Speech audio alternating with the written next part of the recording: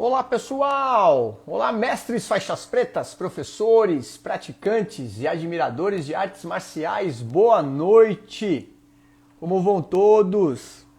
Iniciando mais uma live sensacional, hoje com uma temática extraordinária.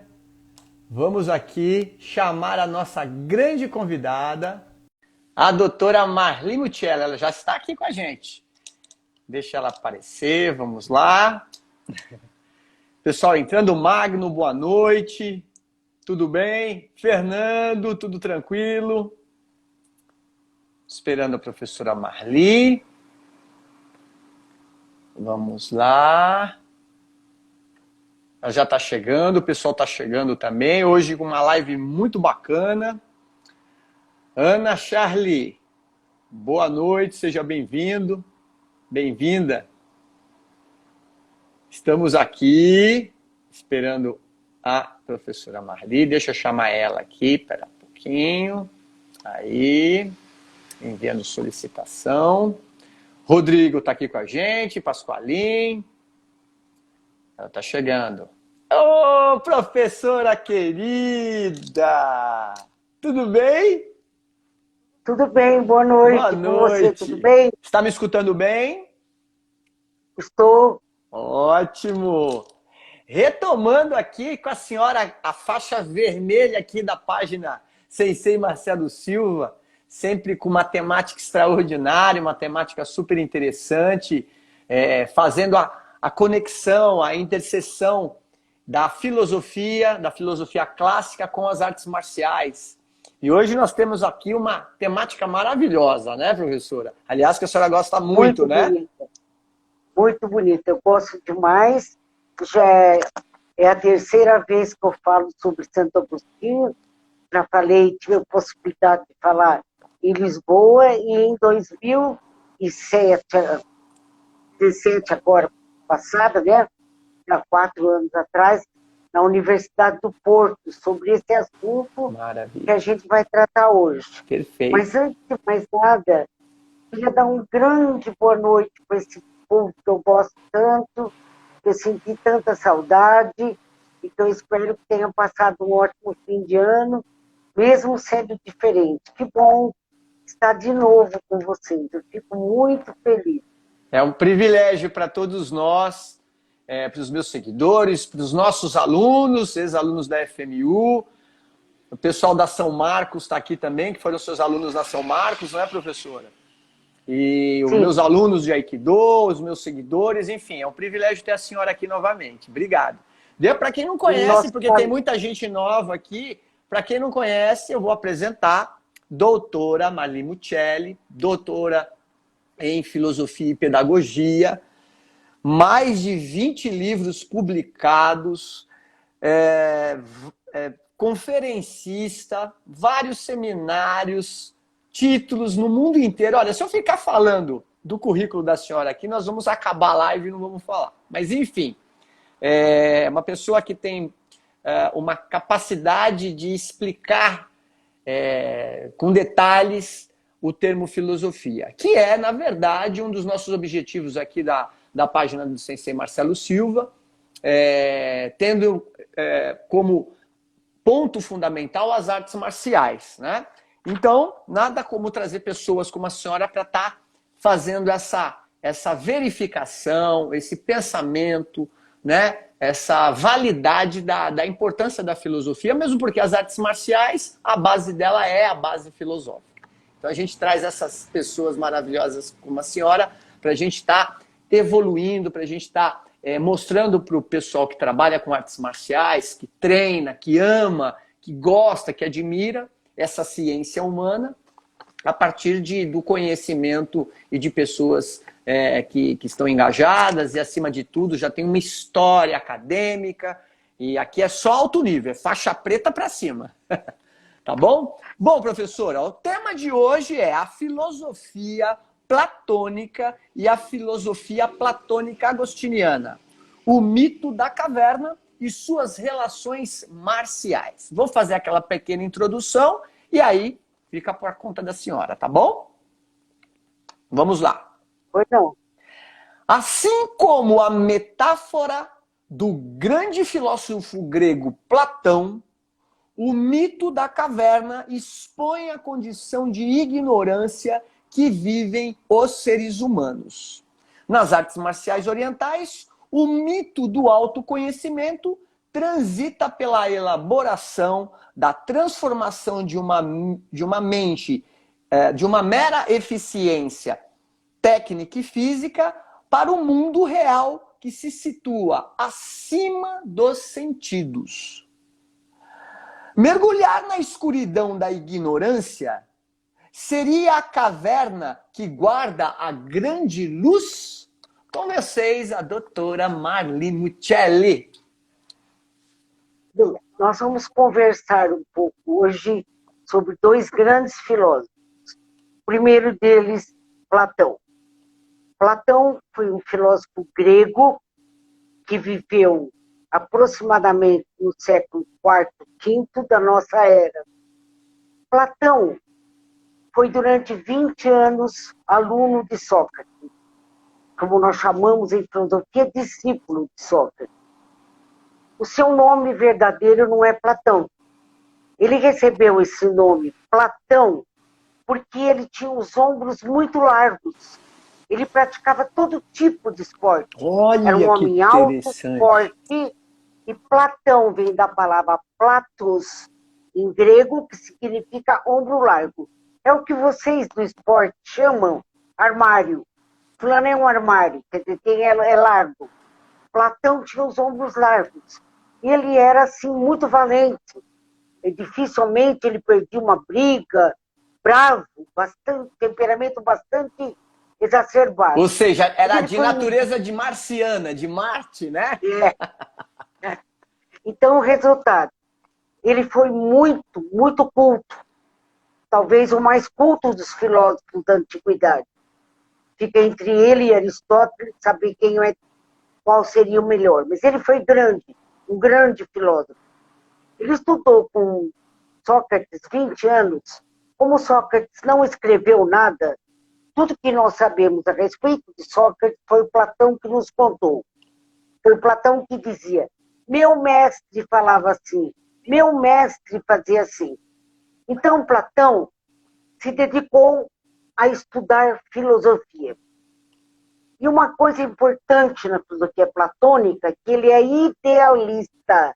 Idealista não é esse idealista que a gente pensa, pessoa que pensa só do lado. Não, ele estudou as ideias. Foi o primeiro filósofo no mundo a estudar ideias de uma forma profunda. E eu vou tentar explicar para vocês a diferença entre imagem e ideia que Platão nos apresentou. Perfeito. Ideia é a representação intelectual de um ser. Imagem é a representação sensível. Então, ele estudou a representação intelectual, quer dizer, eu vejo um objeto, à medida que eu entendo esse objeto, eu capto a essência dele. Essa essência é a ideia. Então, o mundo das ideias é importante para Platão. Ele vai demonstrar que é aquilo que nós temos que atingir, que nós temos que sair um pouquinho do sensível e passar para o abstrato, para o intelectual. A ideia, repito, é a representação intelectual dos seres, das coisas que existem. Para Platão chegar a essa teoria, ele fez estudos profundos, anos e anos e anos estudando. E ele vai construir a sua filosofia nessa base. Idealismo, estudo das ideias. E passou anos estudando e demonstrando e escrevendo seus livros. Ele tem uma série de livros, mas dois deles são muito importantes para nós da filosofia e da didática. A República e o Banquete. Não há possibilidade de tempo de falarmos de todos os livros. Então, dentro de todos eles, dois são mais importantes, a República e o Banquete. Além dos dois serem mais importantes, a República, no momento atual, é que mais nos interessa pelo seguinte, ele vai demonstrar na República que a palavra res, república, é formada de duas partes. Res pública. Res é causa. Pública, causa do povo. Ele vai demonstrar, então, que é a melhor forma de governo. Ele vai analisar a monarquia, a tirania, a escravidão e diz, olha, a melhor forma de governo é a república. Quando ele fala isso, naquela época foi um absurdo, porque todo mundo gostava da monarquia, que era passada de pai para filho. E ele vem demonstrar no seu livro que a república é a melhor forma de governo. E aí ele vai colocar novamente a teoria das ideias, dizendo que o homem, o ser humano, quando eu falo homem, é homem e mulher, ser humano, homem e filosofia, que o homem deve abstrair para ficar com a ideia. A ideia é verdadeira, a imagem é falsa. Certo. Então, ele, nesse livro, A República, ele vai analisar várias formas de governo e vai dizer o seguinte, o ideal seria que os governantes fossem filósofos, porque o filósofo é aquele que deve levar em consideração a importância do idealismo, a importância das ideias perfeitas. Então, ele vai dizer que seria muito bom que o governador fosse um filósofo, que o presidente lá deles fosse um filósofo. Isso também causou muito mal-estar entre os políticos da época. Normalmente, os políticos da época dele não tinham cultura. Ou herdavam o trono do pai, de não sei quem, ou pegavam, através de lutas, brigas, de guerras terríveis. E ele vem mostrar o contrário. Que é importante que se tivesse um governo que fosse filósofo. Isto porque ele saberia distinguir as ideias. Ele sempre fala da ideia como representação intelectual, sair do concreto e passar para o abstrato. Bom, não precisa dizer que ele foi combatidíssimo. Só que ele era diferente, porque ele era forte, bravo, ele entrava direto nas lutas e dificilmente ele perdia. Mas ele foi muito combatido pela sua teoria. Diante disso tudo, ele vai explicar no seu livro, A República, duas coisas muito importantes que a gente vai abordar hoje aqui. O primeiro é o amor platônico. Ele vai explicar um assunto que hoje está muito na moda, eu pelo menos escuto falar, fulano tem amor platônico, vamos entender direitinho, para usarmos a expressão corretamente. Amor platônico, Marcelo, é o amor pela admiração. Perfeito. Admiração, para o filósofo, é admirar, achar bonito, achar maravilhoso, apenas admirar, sem a posse física do ser. Perfeito. Então, por exemplo, é o amor entre o professor e o aluno. É o amor, por exemplo, do discípulo para com os mestres, no caso das artes marciais, e vice-versa, muitas vezes, não é? Sim. Perfeito. Esse amor é chamado de admiração. Então, amor platônico, admiração. Quando eu estudei pela primeira vez amor platônico, eu era muito jovenzinha, estava na faculdade, e o professor explicou de uma maneira muito, muito gostosa. Estava muito na moda o Elvis Presley, e eu era fã incondicional do Elvis Presley. Eu sou tão fã dele. Você está em Piracicaba, o Elvis Presley está nos Estados Unidos. Isso é um amor platônico. Uma de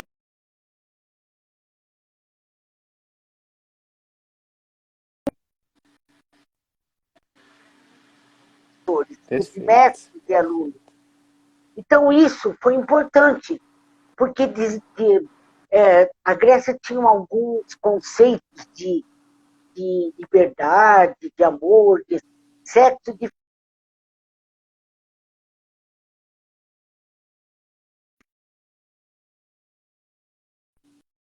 vai entender o que se chama amor platônico. É aquela admiração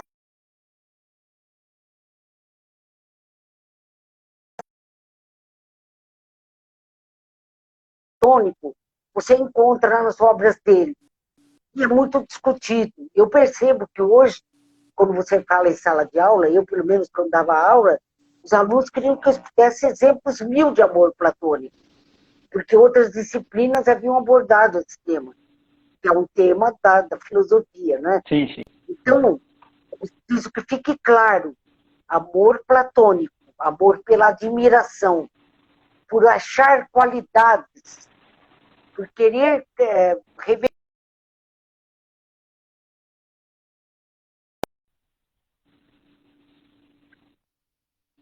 Vai mostrar a importância de você ter um método.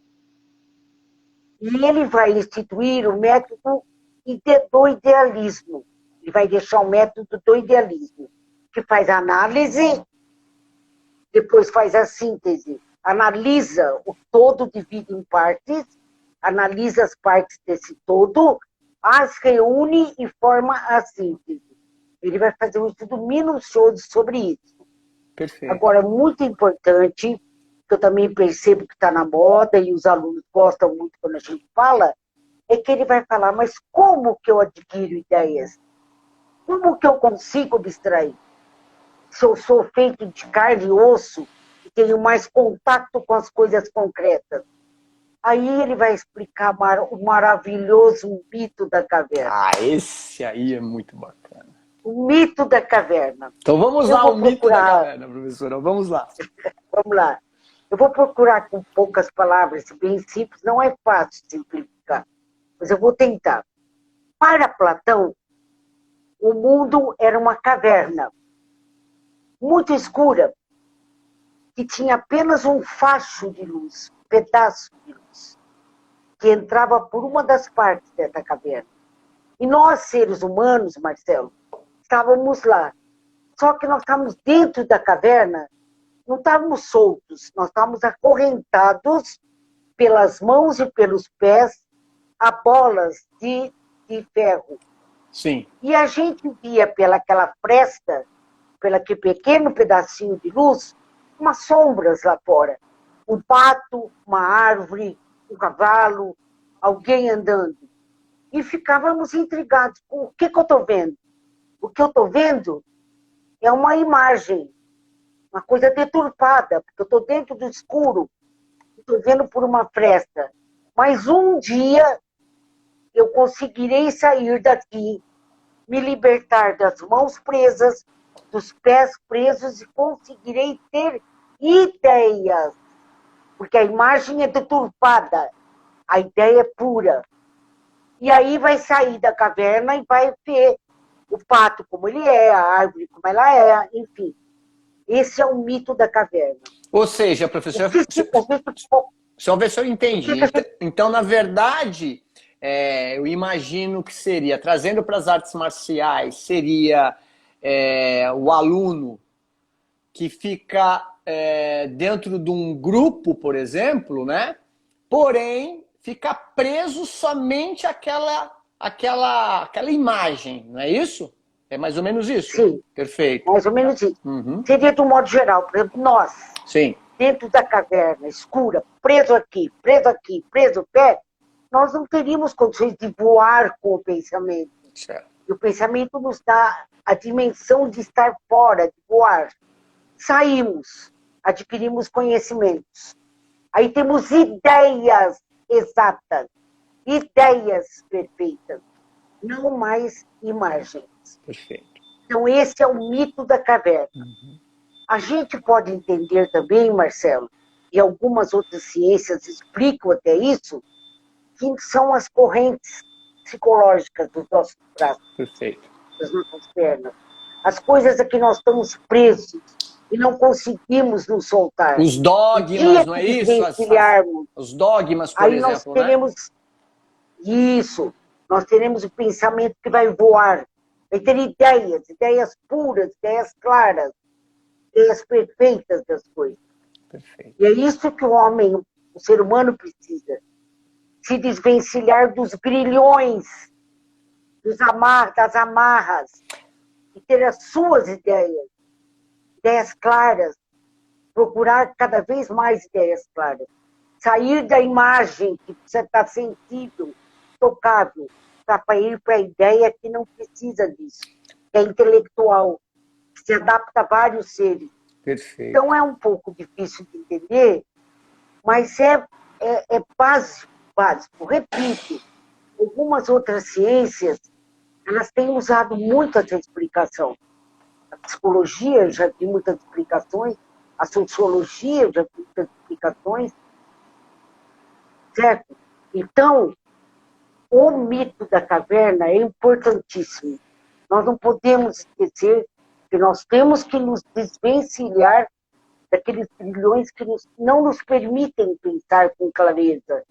Nós somos seres humanos, nós temos que pensar com clareza, ter ideias claras. Professora, deixa eu ver Isso, só se eu entender, só ver se eu entendi. Se eu estiver errado, a senhora me fala. Quando a senhora me fala do mito da caverna, obviamente eu trago para a realidade, uma das minhas realidades profissionais e no qual eu atuo, que é professor de artes marciais, né, de Aikido. E então eu penso o seguinte, que quando a senhora fala que a caverna representa um ambiente escuro, representa um lugar onde a pessoa está preso e enxerga apenas imagens, que são as sombras, não é, na verdade, dentro dessa ideia platônica, né, do mito propriamente dito, não é a realidade que ele está vendo. Então, a necessidade, porque o mito parece que o sujeito ele tem que sair da caverna, enxergar lá fora o que tem, e depois ele retorna para a caverna, né, e fala para aquele grupo que, olha, é diferente, não é isso que a gente está vendo. As imagens que a gente está vendo projetadas aqui não é a realidade. E parece que, inclusive, matam ele. Inclusive, eu estava lendo que diz que matam essa pessoa que retorna, porque eles não acreditam nele, não é isso? Tem que mostrar que lá dentro são imagens. Perfeito. Fora são ideias puras, concretas. É isso que tem que acontecer com a gente. Entendi. Certo. Ou seja, então quer dizer que uma pessoa, eu vejo muito isso dentro das artes marciais, né? Aquela coisa da limitação que o sujeito que pratica, ou mesmo o mestre, o professor, tem em confiar plenamente em um aspecto só, né? Que é meu estilo é invencível, ou a filosofia da minha arte marcial é a magnânima, né? Ou seja, dentro disso, é bem interessante o que a senhora está falando, porque se a gente trouxer aqui para a realidade também das práticas marciais, isso é uma realidade, né? E que necessita de você transcender essa questão, de transcender essa ideia simbólica que é sair da caverna para ver o que é a realidade, não é isso? Sim. A gente pode concluir, Marcelo, estudando Platão, claro que nessa conversa nossa de horas, sim. jamais extinguiríamos. Sim. Platão é um filósofo que demanda tempo para entender. Perfeito. Quando a gente faz a filosofia, pelo menos os 4 anos a gente estuda Platão. Sim. Mas eu tenho a impressão que deu para perceber a importância desse homem, né? Perfeito. Sim. Muito bem. Então, agora, mas aí tem uma coisa aí que eu queria, que acho que é parte daqui da nossa live, que é o seguinte, vindo um pouco mais para frente, lá pelo começo da Idade Média, tem um grande nome, né, que a senhora vai falar. Quem é essa pessoa que, né, usou a base platônica para também revolucionar essa ideia, né, do que é a imagem e do que é a ideia, né? Por favor. Aí, Platão. Vamos deixar Platão aqui, na Grécia, no começo da nossa civilização. Vem uma nova idade histórica, que é a chamada Idade Média. Justamente a Idade Média, que ela está no meio do passado e da atualidade. Perfeito. Essa Idade Média durou aproximadamente 12 séculos, aproximadamente. É o aparecimento de Jesus Cristo, que veio mudar totalmente a educação, a filosofia e tal. Com o aparecimento de Jesus Cristo, essa educação vai se chamar cristocêntrica, Cristo no centro, que está dentro da Idade Média. Aí Cristo é aquele grande educador, didático, adorável, simples, humano, é o grande educador, certo? Que se questionava, interrogava. Aí nós vamos ter a Idade Média. Ela é muito longa, nós vamos pegar apenas um período dela, que é a chamada educação patrística, a parte em que os padres da igreja começam a aparecer dentro da educação. Então aí vai acontecer o seguinte, nós vamos conhecer outra criatura maravilhosa, que se chamou Santo Agostinho, de Hipona. Hipona foi a cidade onde ele foi bispo. Quem era este homem maravilhoso? Agostinho nasceu na África, no norte da África, em Tagaste, filho de uma mãe cristã maravilhosa que se tornou santa depois, Mônica, Santa Mônica, e de um pai pagão. Olha só. Ele foi criado pela mãe, mas ele foi criado num meio diferente, pai pagão, a mãe cristã. O que interessa neste homem é que desde que ele começa a se tornar um jovenzinho, ele começa a ser questionador. Como Platão era um homem forte de temperamento, Agostinho também era. Agostinho tinha um temperamento assim bastante exaltado, mas ele era um questionador, ele era um grande estudioso. Então, ainda jovem, ele ficava constantemente se questionando. Aí pertenceu a várias seitas filosóficas. Ele foi do epicurismo. Epicurismo é uma seita filosófica que prega o mal. Que o homem não consegue sair do mal. Ele foi do ceticismo, outra seita filosófica que prega a incerteza. Ele foi de seitas que pregavam o amor e exagero. Enfim, ele pertenceu a várias seitas, sempre com o espírito de curiosidade, procurando a verdade. Perfeito. Procurando a verdade. E com isso, ele teve uma vida totalmente desregrada. Ele teve uma concubina, ele teve um filho fora de um casamento que, aliás, ele já deu o nome desse menino, que mostrava que ele já estava com uma fé, pelo menos já com alguma coisa, Adeodato. Adeodato em grego quer dizer dado por Deus. Certo. Era o nome do filho dele.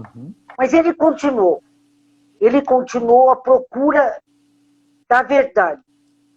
E ele, então, vai encontrar a filosofia platônica e vai se apaixonar pela filosofia platônica. Vai cair de cabeça na filosofia platônica. Aí ele vai começar a estudar muito natureza do homem, espírito, inteligência, hábitos, vícios, uma porção de situações que estão dentro da filosofia. Mas ele vai ser platônico mesmo, platônico total. Só que depois, com o passar do tempo, ele constrói a sua própria filosofia. Daí ela vai se chamar filosofia platônica agostiniana. Hoje em dia, eu pelo menos vejo isso quando eu oriento gente para fazer defesa de tese, o pessoal adota a teoria platônica agostiniana. Um pouco de Platão, um pouco de Santo Agostinho. E muitos adotam só a agostiniana. Mas mesmo adotando só a agostiniana, ela é de base platônica. Perfeito. Perfeito, entendi. Então não vai desassociar de Platão. Então essa filosofia platônica agostiniana que ele adota, para ele continua, vamos dizer, perambulando por esse mundo, procurando alguma coisa. Ele está sempre incerto, sempre angustiado, sempre preocupado. O que, aliás, a gente brinca em filosofia, a filosofia dá uma angústia, porque você fica procurando a verdade e não acha.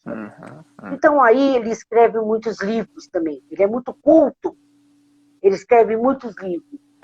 E ele, dos livros que ele escreve, alguns são bem dedicados às aulas de filosofia, porque ele foi professor de filosofia em Milão e em Roma. Então ele escreve livros de filosofia. Mas hoje eu queria falar um pouquinho, Marcelo, sobre esse livro aqui. Confissões. Levanta um pouquinho mais para mostrar para o pessoal. Perfeito. Confissões.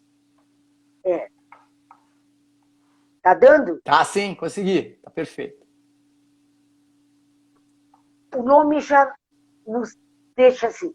É um livro em que um homem tem a coragem de contar todos os seus defeitos, todos os seus vícios, todas as suas buscas, todas as suas andanças pela filosofia, que hoje serve de modelo para muitas teorias psicológicas.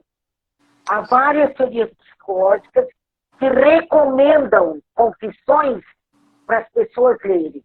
O que esse... Eu não vou falar, evidentemente, horas sobre isso. Eu fiz um resumo para contar o que esse livro é lindo. Ele tem 13 capítulos. Seria impossível numa live a gente comentar os 13 capítulos. Sim, sim. Mas eu vou fazer um apanhado. No começo, ele é muito jovem, a passagem dele pelo epicurismo, e todas aquelas teorias que eu falei, as descrenças dele, as andanças dele, as paixões físicas dele, o nascimento do filho dele, a vida que ele teve. Durante esse primeiro período do livro aqui, a mãe, que era muito católica, rezava demais para ver se ele mudava. Ela rezou 20 anos pela conversão do filho dela. E o que acontece depois disso? Depois que ele começa com essas andanças, ele começa a se questionar. E o que eu estou fazendo aqui? Isso é verdade, não é verdade? Eu vou buscar outra teoria, eu vou buscar outra seita. Aí ele começa a analisar o mal, o problema do mal, a dificuldade do homem se livrar do mal, o problema do bem, como fazer o bem, de que jeito fazer o bem, o problema das ideias e imagens, o problema do mito da caverna, de sair daquela escuridão e vir para um lugar claro, Perfeito. se desvencilhar. Ele começa a analisar. Aí ele tem um grande amigo que se chama Alípio. E ele conversava muito com Alípio, trocava ideias filosóficas com Alípio, que exerceu também uma influência muito grande, porque também era platônico. Então eles tinham conversações filosóficas platônicas sobre a vida. Porque muita gente pensa que filosofia você fica lá nas alturas e não vem ver o que está acontecendo aqui embaixo. Perfeito. Aí ele Fica só no campo das imagens, né? Aí eles discutiam sobre o amor, a diferença do amor e da paixão, como se desvencilhar dessas paixões. E aí começou de repente a pensar, tem um ser superior aqui. Onde que está esse ser superior? Quem é esse ser superior? Como é que eu não acho esse ser superior? Ele começou a ficar angustiado, né, professora? Ficou angustiado, certo? Né? Angústia, tomado pela angústia. Né? Pela angústia. Aí ele vai estudar muita cosmologia. Cosmologia é a ciência do mundo.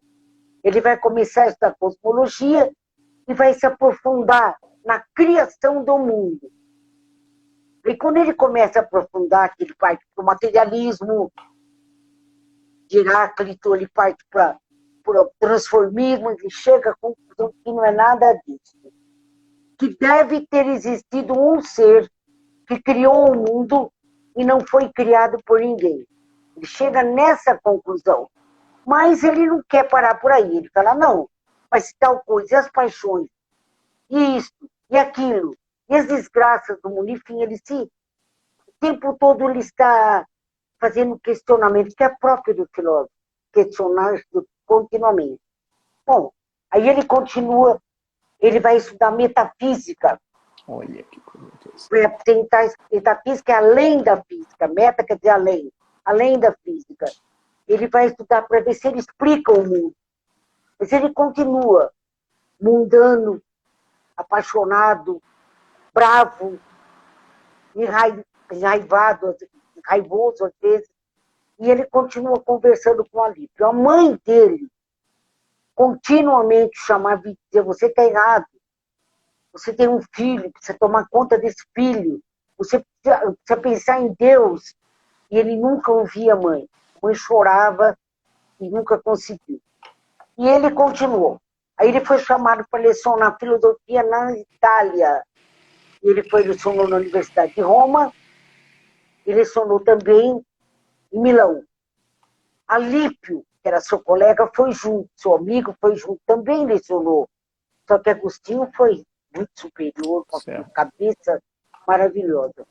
Aí, Marcelo, quando ele está em Milão, ele fica doente. Muito doente. Uns dizem que foi tuberculose, outros que foi algum tipo de doença muito terrível. Ele ficou muito doente. Quando ele ficou doente, ele começou a se questionar mais ainda. O que eu estou fazendo aqui? O que eu estou procurando? Que desse Deus que a minha mãe fala, ele se converte ao cristianismo. Olha só. A mãe fica feliz de saber que ele se converteu ao cristianismo. Mesmo convertido ao cristianismo, ele continua na filosofia platônica, procurando as origens das coisas, procurando tudo que acontecer na filosofia de Platão. Aí ele vai construir a sua própria filosofia, que chama-se Filosofia Platônica Agostiniana. Mais modernamente, nós costumamos mais dizer, por exemplo, nos tempos de hoje, você é platônico, agostiniano, de um modo geral eles são. Quem é só platônico, quem é só agostiniano. Mas há muita gente platônica agostiniana. Eu sou platônica agostiniana. Certo? Sim. Então, o resultado, a mãe o vê convertido. Logo depois que ele está convertido, a mãe morre. Aí ele entra num desespero pela morte da mãe e pelo que ele causou de desconto da mãe. Mas ele continua com as indagações filosóficas. Daí ele vai fazer um negócio que o pessoal brinca até, solilóquio. O que é um solilóquio? Solilóquio é você parar, Marcelo, e conversar com você mesma. Os outros podem pensar que você está louco, mas você não está louco. Você está questionando você mesmo. Não precisa ser em voz alta. Pode ser você para você, o que eu estou fazendo, o que eu devo fazer e tal. Chama-se solilóquio. Perfeito. Ele começou a fazer vários solilóquios. É muito comum um filósofo fazer isso. Quem estuda filosofia também, de vez em quando, fica num canto lá. Falando consigo mesmo. Não é, está falando consigo mesmo. Bom, aí ele começa a fazer solilóquios. Aí que é lindo, Marcelo, esse livro é muito lindo. Aí ele fala direto com Deus, assim, por que você me abandonou? Onde você estava que eu não te achei? Onde você foi que eu te procurei? Porque eu andei percorrendo o mundo inteiro e não te achei. Ele briga com o Cristo, com Deus, com Deus. Então aí, nessa briga, transforma a vida de Agostinho. Ele se converte, né? Ele se converte e deixa toda essa situação anterior, morre o filho dele, o que também deixa muito triste, morre a mãe, ele está sozinho. Mas ele começa a conversar com Deus, direto, brigar com Deus, brigar, literalmente brigar. E daí ele vai para a parte final do livro, que ele mostra a importância da criação do mundo, a importância dos seres, a importância das ideias, porque o homem deve cultivar ideias e não imagem, que a ideia que leva ao Criador, que a ideia que é importante. E ele já está bem no fim do livro aí, e ele tem umas frases muito lindas, viu, Marcelo? Me permita repetir Por duas. favor, por Mas favor. Antes de repetir, eu quero dizer o seguinte. Repito, esse livro Confissões, eu não estou fazendo propaganda dele, não. Estou só dizendo que esse livro Profissões, eu sei de correntes psicológicas que a pessoa chega lá para contar a sua vida, pedir uma orientação, fala, leia Confissões, porque admita comigo, é fácil para um homem contar todas as coisas erradas que ela fez na vida, que ele fez na vida, não é? E ele, nesse livro, ele conta tudo de errado que ele fez. Todas as fraquezas humanas que ele teve. Então, eu considero um homem assim, corajosíssimo. Uma coragem maravilhosa. contar quem é, todas as coisas erradas que fez e como se converteu. Daí é que ele chega, ele fica brigando com Deus, e ele diz essas frases bonitas. Onde você estava? Eu te procurei tanto, não te encontrei. E você estava tão perto de mim. Olha que coisa linda, magnífica, E né? a outra, mais bonita ainda, ele fala, eu te procurei. Quando eu te encontrei, eu vi que eu perdi tanto tempo na vida porque você estava muito próximo de mim. Olha Hoje eu sinto o tempo que eu perdi. Eu podia estar com você. Quer dizer, isso é uma confissão filosófica mais do que uma confissão religiosa. Sim. E vamos admitir que uma pessoa chegar nesse ponto, onde você estava, eu te procurei tanto, não te encontrava, você estava tão perto de mim, Sensacional. você é a minha felicidade.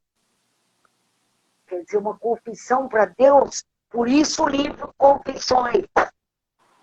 Não só uma confissão Então, para eu Deus, acho uma confissão para ele mesmo, né? Porque ele toma consciência disso, né? Isso que é o mais toma maravilhoso. consciência do que ele fez errado. Hoje em dia você vê que as pessoas são tremendamente orgulhosas. Ele foi orgulhoso. Ele foi um filósofo orgulhoso. Mas ele chegou à conclusão de que a filosofia teria que ser baseada na religião. E aí ele vai fazer a filosofia dele, a platônica agostiniana. Perfeito. Professora, deixa eu fazer umas colocações aqui para a gente, que é tão rico isso, é muito rico, é tanta... tem que fazer umas 10 lives aqui de Santo Agostinho, porque não é possível. Me passa um monte de coisa na cabeça, porque o que acontece? Quando a senhora fala dessa questão do mito da caverna, né? Do solilóquio, que é a capacidade que o ser humano tem de falar consigo mesmo, questionar a si próprio. Sem estar maluco, né? Que é aliás, nós temos aqui várias pessoas da FMU, a professora Ana Cristina Arantes, que fez live com a gente, inclusive ela falou, é perfeito, né? Ela comparou com a questão que Vygotsky fala, né? Que é a fala interior, né? E que dentro das artes marciais tradicionais, dentro da sua filosofia, é um processo de introversão, né? É a contenção da violência, né? A contenção desse espírito de interpretar somente as imagens. As artes marciais combatem veementemente isso, né? Então é sensacional. E me passa, né, o que me deixa muito claro é que, se eu pegar um exemplo aqui, aliás, vários exemplos, vou citar um personagem das artes marciais que é Miyamoto Musashi, né, que foi o grande espadachim, um dos maiores espadachins do Japão. Virou quase uma mitologia falar de Miyamoto Musashi, né? Porque ele agregou todo o processo de quase uma iluminação, assim como de Santo Agostinho, que é muito interessante. Ele era assim como Santo Agostinho, como a senhora bem colocou, era um cara extremamente aguerrido, violento, né? Não gostava de perder. Contam através das histórias e dos livros, das literaturas referentes a ele, que ele perdeu um combate na vida só, né? Um mestre do Bojutsu, né? do Jojutsu, do bastão, e que num certo momento da vida dele, né? Ele olhou, começou a questionar ele mesmo, né? Conversar, ter o solilóquio, e depois do último combate com o Sasaki Kojiro, ele foi embora para uma caverna. Olha que coisa interessante, fazendo essa comparação, essa alusão, né? E lá ele, sozinho, no seu solilóquio, fez obras de artes maravilhosas com o sumie, que é uma arte de escrita única com pincel japonês e com tinta. Então, inclusive está exposto no Museu Nacional de Tóquio. É extraordinário, né? E além disso, escreveu o livro dos Cinco Anéis, que é toda a síntese do desenvolvimento marcial que ele teve, né? Assim como Morihei Ueshiba também. Morihei Ueshiba, o criador do Aikido, também era um cara inquieto, participou de guerra, mas que num certo momento né? Inclusive num período de vida, quando ele perdeu o pai dele, ele entrou numa depressão profunda, ficou até doente, né? Mas a partir desse sofrimento, desta angústia, que aliás hoje vivemos angustiados, né? Nós estamos vivendo um momento de extrema angústia, e que na verdade, pegando esse exemplo do mico da caverna, teve que sair, né? Para entender que a imagem pouco tem a dizer para a gente, mas o pensamento, né? É o que é o grande salto, que é a elaboração do pensamento, né? É o grande salto quântico que os grandes nomes, como Platão, como Santo Agostinho, como Miyamoto Musashi, como o próprio Morihei Ueshiba, fizeram para chegarem numa síntese, né? Como a senhora muito bem colocou, né? E fazer uma síntese da própria vida. E, a partir disso, criar maravilhas, né? Como a própria doutrina, eu não sei se a senhora me corrige, a própria doutrina ou a obra de Santo Agostinho, assim como Platão, como a obra do Gorin no Shoki de Miyamoto Musashi, como a grande obra de Morihei Ueshiba, que foi a criação do Aikido, mas precisamente o Takemuso Aikido, né? Então, como é bonito ouvir isso, né? Essas pessoas, esses filósofos, né? Que conseguem, através das suas angústias, dar um salto, dar uma reconfiguração nas ideias, né? E esse é o papel das artes marciais, né? As artes marciais, enquanto a sua filosofia, enquanto o seu processo de solilóquio, né? Mesmo porque, se a gente pensar em termos simbólicos, o ato de lutar é um ato de não somente superar o outro, mas superar a si mesmo, né? Os medos, as angústias, né? E buscar nisso um sentido mais amplo, né? Daquela imagem, o que uma imagem do adversário me faz com que eu fique temeroso, né? Me acovardo. Então, como trabalhar com essas imagens e transformar isso numa realidade, transformar isso numa capacidade que transcende, né? Uma capacidade metafísica, né? E no meu curso de formação filosófica eu falo sobre tudo isso, né? E dessas práticas, né? A partir da prática das práticas marciais, de estar buscando através do simbolismo, né? De todas as imagens, né? Uma transcendência para ter um sentido mais concreto e um sentido prático, né, que leva o homem a viver uma plenitude, viver todas as suas potencialidades. Que bonito isso, professora! Puxa vida! Gostou? Nossa, sensacional, professora, sensacional.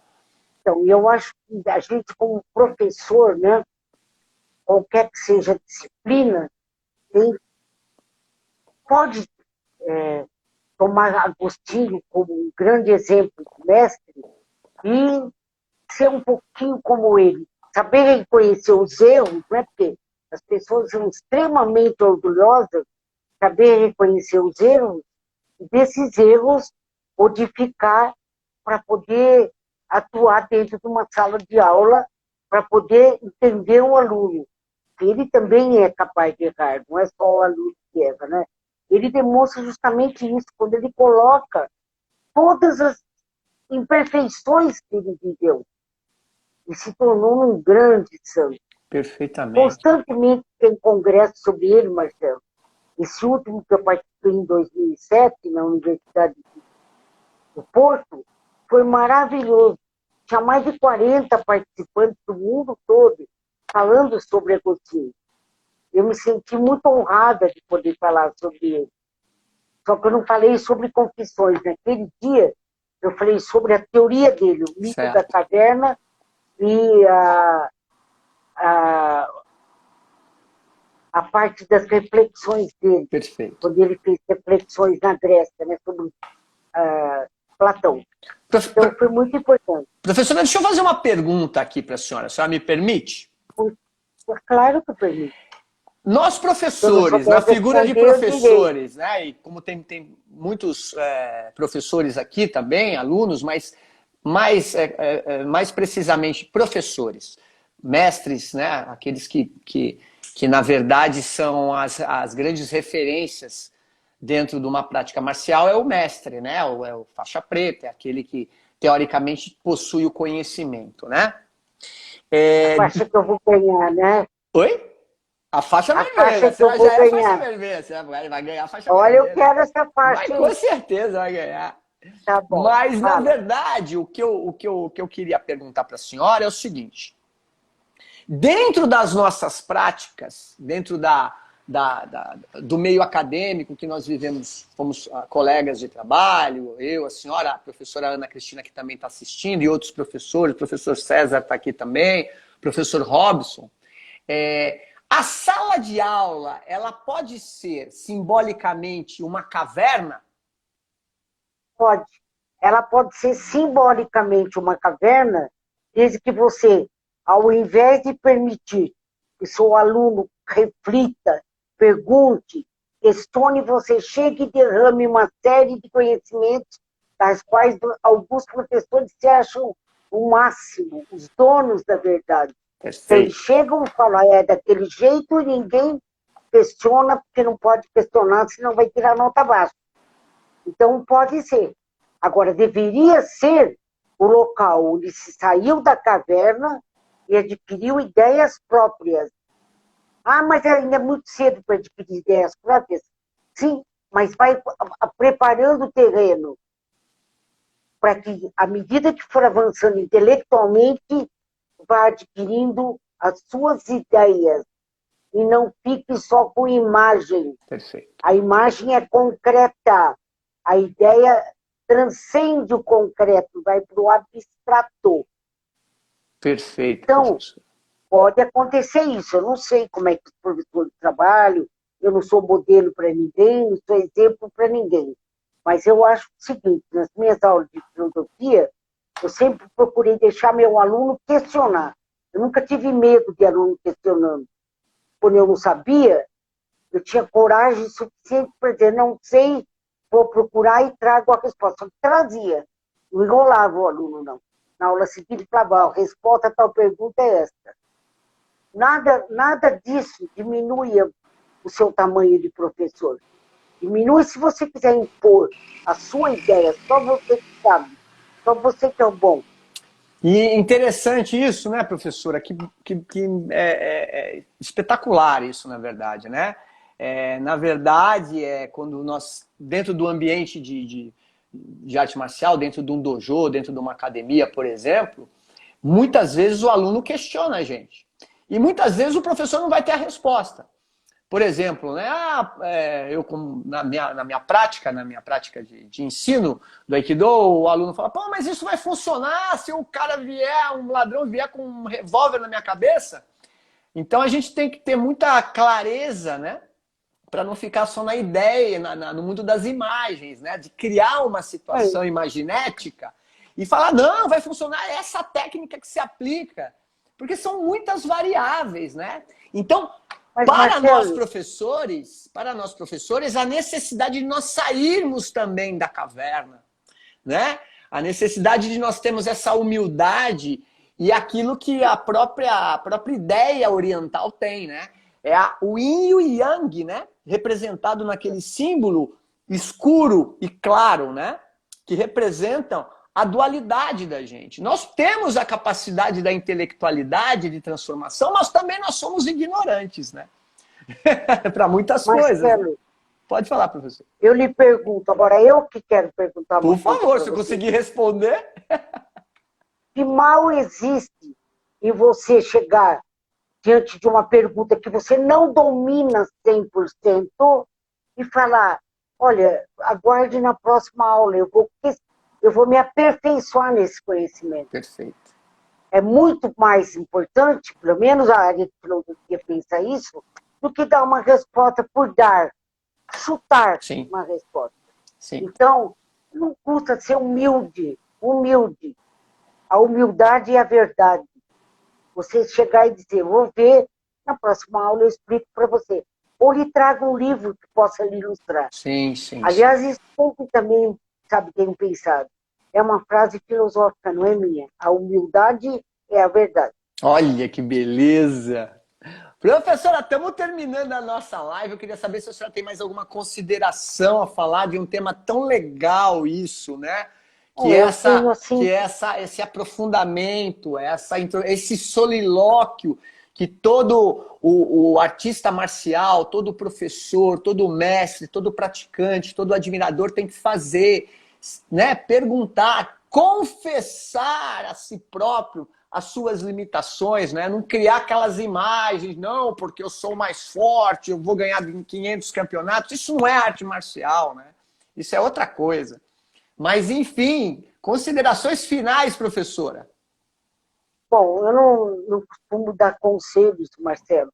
Eu acho que eu costumo tentar passar algumas experiências. Nesse caso aqui, platônico-agostiniano, eu acho o seguinte, que as pessoas têm que serem suficientemente humildes para reconhecerem os seus erros e as suas qualidades, porque Deus os dotou de qualidades também, erros e qualidades, e durante a aula, ser tremendamente positivo, falar com simplicidade, sem aquele nariz em pé, a arrogância que alguns têm, sabe? E com maior simplicidade, e procurar se instruir cada vez mais. Agora, eu não poderia deixar de terminar falar que é muito importante, como está no livro Confissões, que a gente se confesse para a gente mesmo, nos solilóquios da vida, as coisas que a gente tem que mudar, Marcelo. Nós não somos perfeitos, ou alguém é perfeito. Eu não conheço. O único ser perfeito que eu conheço é Deus. Agora, nós somos imperfeitos. Então, nós temos que nos adaptar. E a filosofia platônica agostiniana é importantíssima nesse ponto. Por causa de Santo Agostinho. Por causa desse livro, Confissões. Pela vida dele. Perfeito. Então, eu acho que se alguém que escutou concordar, muito bem. Se não concordar, leia o livro. Leia o livro. Agora está uma época da gente ler, né? E depois vai ver como é lindo. Marcelo, só ele chegar na conclusão, eu te procurei a vida toda, não encontrei. Genial. Você estava tão perto de mim, Genial. eu não te encontrei. Genial. Tá lindo demais. Genial. É lindo demais. Aliás, professora, um dos lemas do Aikido que foi sintetizado para o português, né, foi traduzido para o português através do meu mestre, Masanao Ueno Sensei, já falecido, é ser humilde. Né? É um dos lemas, é um dos 14 lemas do Aikido, ser humilde. Né? Então é isso. Professora, mais uma live. Olha, vamos passar rapidinho que a gente tem um tempinho aqui. Olha, a professora Ana Cristina Arantes, que vai fazer logo mais uma outra live com a gente aqui. Ó. Linda, lindos, por demais. Ah, professora. Tem aqui o Magnum, que é aluno meu do curso de formação filosófica. Muito obrigado, Magno. Ulisses. Tem a TR Ponte, que certamente é aluna nossa aqui. Tiago, Sandra, o Linardi, um monte de gente aqui. Ó, tem um monte. Hoje batemos o recorde de novo de gente participando, professora. Que bom. Fico muito contente. Professora Marli, eu quero agradecer mais uma vez. É sempre riquíssima essas aulas da senhora. Agradecer a disponibilidade que a senhora tem, que a gente sabe que a senhora se prepara, estuda, né? Como se a senhora estivesse preparando para uma guerra quando vai fazer live, né? É sensacional, simbolicamente, porque é a guerra para vencer a ignorância, né? O meu propósito como professor, como representante de uma grande instituição de Aikido, é tentar superar a minha ignorância acima de tudo, por isso que eu treino, estudo, e melhorar a qualidade de entendimento dessa ciência que é a arte marcial através de lives maravilhosas e de pessoas tão extraordinárias como a senhora. Quero te agradecer mais uma vez, professora.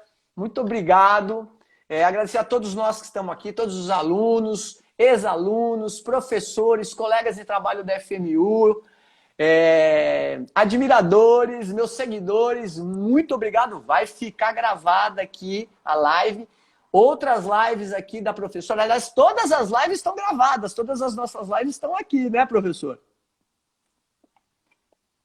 Bom, eu também queria me despedir, deixar um imenso abraço e um imenso querer bem para essa gente que nos segue e dizer que a gente proximamente vai encontrá-los com outro assunto. Com certeza, mês que Beijo vem. para todo mundo. Mês que vem a gente está de volta, professora. Gente, boa noite a todos. Muito obrigado pela presença. Deixe seus comentários, compartilhem aí as lives. Entra aqui na linha do tempo da minha página, tem um monte de live sensacional. Para quem gosta de arte marcial, para os mestres, para os professores, para os praticantes. Uma boa noite para vocês. Um beijo, professora. Quarta-feira tamo junto. Um beijo. Beijo para todo mundo aí. Boa noite a todos. Boa noite, pessoal. Domo arigatou gozaimashita. Oyasumi nasai.